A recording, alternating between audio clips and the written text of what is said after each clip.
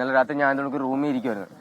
ഇന്ന് പരിപാടിയുള്ള കാര്യം നേരത്തെ ഞങ്ങളെല്ലാം ചർച്ച ചെയ്തിട്ട് നിന്ന് രാത്രി തോരണങ്ങളും കാര്യങ്ങളും എല്ലാം കെട്ടണമെന്ന് നമ്മൾ പറഞ്ഞു വെച്ച കാര്യമാണ്. അൻസറിനെ 8:30 വിളിച്ചിട്ട് എൻ്റെ അടുത്ത് പറഞ്ഞ് വാടാ കോളേജിലോട്ട് വാ, നമുക്ക് നാളെ പരിപാടിയല്ലേ, നാളെ കോളേജിൽ തോരണങ്ങളും കൊടികളെല്ലാം കെട്ടണ്ടേ.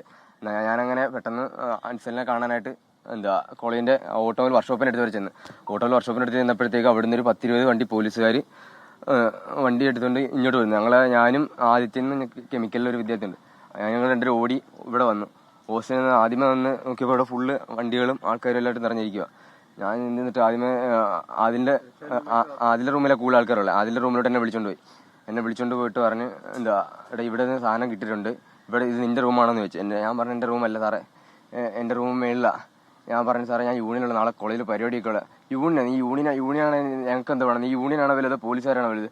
അങ്ങനെയൊക്കെ കുറെ എൻ്റെ അടുത്ത് പോലീസുകാർ ഞാൻ പാർട്ടി സ്വാധീനം ഉപയോഗിച്ച് ഞാൻ ഇത് രക്ഷപ്പെടാൻ നോക്കുന്നു എന്നൊക്കെ പറഞ്ഞ് അങ്ങനെയൊക്കെയാ ഇത് പോലീസുകാർ എന്നെ വിളിച്ചിട്ട് മേലോട്ട് എൻ്റെ റൂമിൽ കൊണ്ട് കാണിച്ചപ്പോൾ എൻ്റെ റൂമിലും ആൾക്കാർ പറഞ്ഞിട്ട് ഇത് നിന്റെ റൂമാണോ, നിന്റെ റൂമിൽ സാധനം ഉണ്ടല്ലോ, അതുണ്ടല്ലോ ഇതുണ്ടല്ലോ എന്നൊക്കെ പറഞ്ഞിട്ട് എൻ്റെ കബോർഡിലൊന്നുമില്ല, എൻ്റെ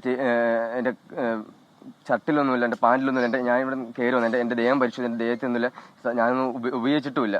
ഞാൻ ഇതുവരെ ഇതൊരു കാര്യങ്ങൾ ഉപയോഗിക്കാത്തൊരു വ്യക്തിയാണ്.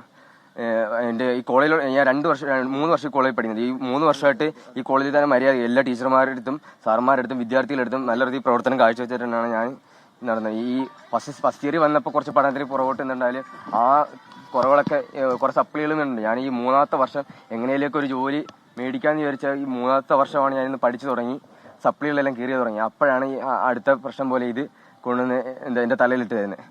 സത്യം പറഞ്ഞാൽ നമുക്ക് ഇതൊന്നും അറിയാത്ത കാര്യങ്ങളാണ് സാറേ.